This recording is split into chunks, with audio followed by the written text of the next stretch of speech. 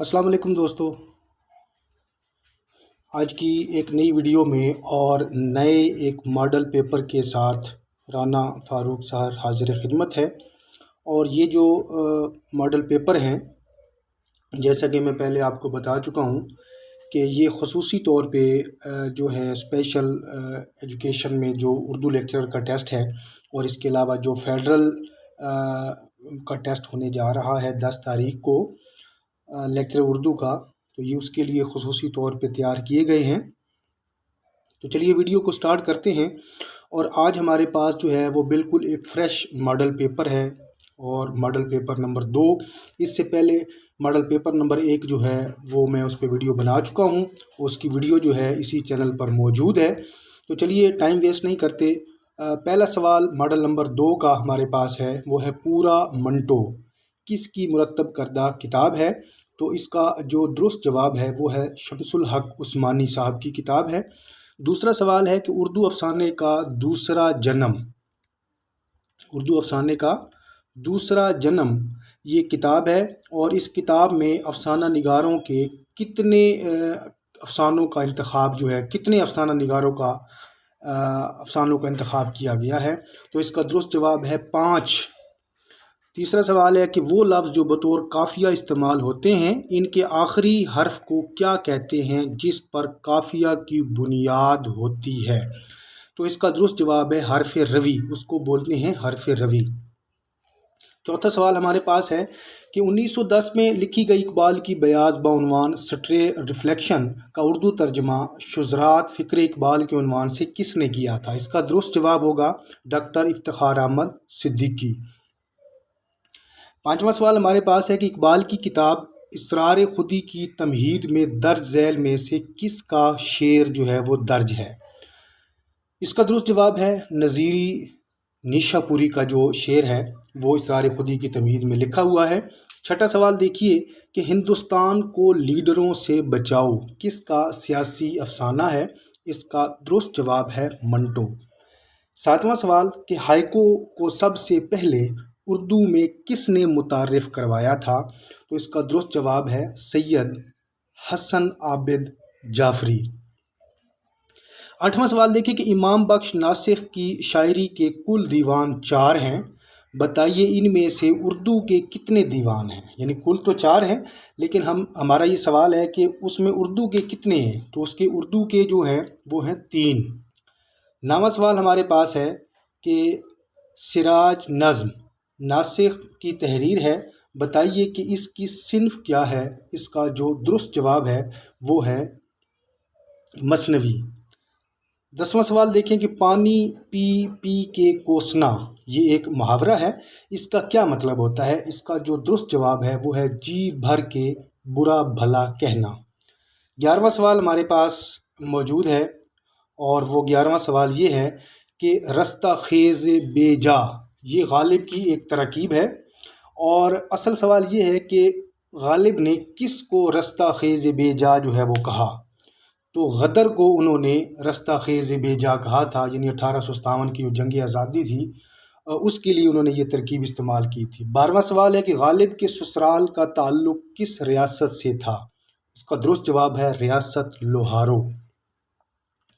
13वां सवाल हमारे पास है और वो सवाल ये है कि लिसानी मुबाहस पर मबनी मोहम्मद अली सिद्दीकी की दर्ज झैल में से कौन सी किताब है। तो इसका दुरुस्त जवाब है जीम ऑप्शन निशानात, ये उसकी किताब है मोहम्मद अली सिद्दीकी साहब की, कि जिसमें लिसानी मुबाहस पर जो है वो बहस की गई है। 14वां सवाल देखिए कि अर्जी सकाफ़ती तहरीक की बुतीका दर्ज झैल में से किस किताब को कहा गया है, ये कहते हैं, और ये बकौल अनवर सदीद है। तो इसका जो दुरुस्त जवाब है वो है उर्दू शायरी का मिजाज, और जो कि वज़ीर आगा की किताब है। 15वां सवाल देखेंगे फ़हीम आज़मी और सैयद सजाद बाक़िर रिज़वी का आपस में क्या रिश्ता था। तो इसका जो दुरुस्त जवाब है वो ये है कि ये दोनों भाई थे। 16वां सवाल हमारे पास है कि दर्ज झैल में से किस किताब को तासुब की हामिल किताब कहा जाता है। इसका दुरुस्त जवाब है एक भाषा दो लिखावट दो अदब, जो कि ज्ञान चंद जैन की किताब है। 17واں سوال دیکھیں کہ گیان چند جین کی کتاب ایک بھاشا دو لکھاوٹ دو ادب کے جواب میں مرزا خلیل احمد بیگ نے کون سی کتاب لکھی تھی؟ تو اس کا درست جواب ہے ایک بھاشا جو مسترد کر دی گئی، یہ انہوں نے کتاب لکھی تھی مرزا خلیل احمد بیگ نے۔ 18واں سوال ہمارے پاس ہے، معی الدین قادری زور نے ہند یورپی خاندان کی زبانوں کو کتنی شاخوں میں تقسیم کیا ہے؟ اس کا جو درست جواب ہے وہ ہے 8۔ 19واں سوال دیکھیے، اور 19واں سوال یہ ہے کہ درج ذیل میں سے غالب کی کتاب کی نشاندہی کریں۔ اب جو آپشن ہیں وہ ان پہ ذرا آپ غور کیجئے گا کہ آپشن وہ کون کون سے ہیں، اور وہ آپشن یہ ہیں کہ برہان کاتے، کاتے برہان، ساتے برہان، یا ان میں سے کوئی نہیں۔ تو ان کا جو درست جواب ہے وہ ہے کاتے برہان۔ یہ غالب کی کتاب ہے جو کہ برہان کاتے کے جواب میں جو ہے وہ غالب نے لکھی تھی۔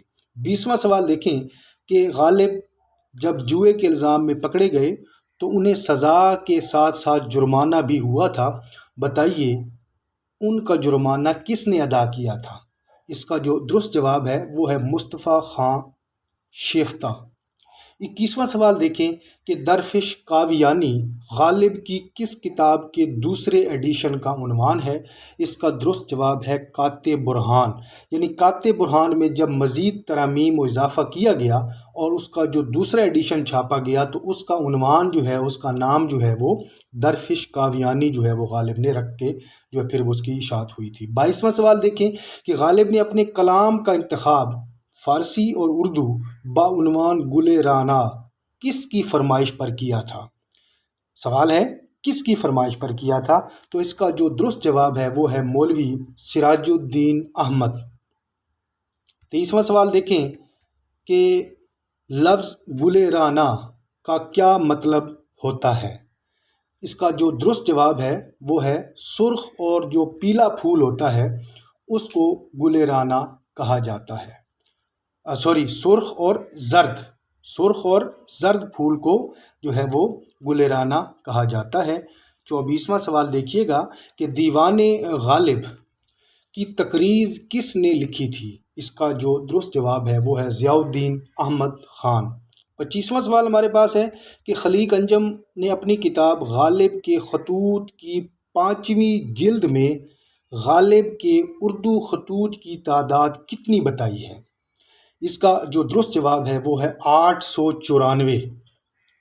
26واں سوال دیکھیں کہ غالب کی زندگی میں دیوان غالب کتنی بار شائع ہوا؟ اس کا درست جواب ہے 5 بار۔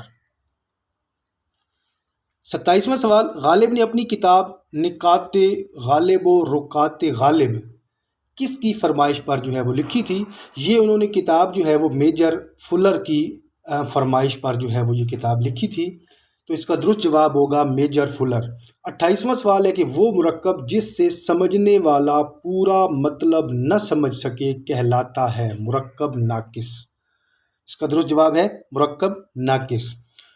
29واں سوال دیکھیں کہ جملے میں جو کچھ کسی شخص یا چیز کی بابت کہا جائے اس کو کیا کہتے ہیں؟ اس کا جو درست جواب ہے وہ ہے مسند۔ 30واں سوال ہمارے پاس ہے کہ جملے میں جس شخص یا چیز کے بارے میں کچھ کہا جائے تو وہ کیا کہتے ہیں، اس کو کیا کہتے ہیں؟ اس کا درست جواب ہے مسند علیہ۔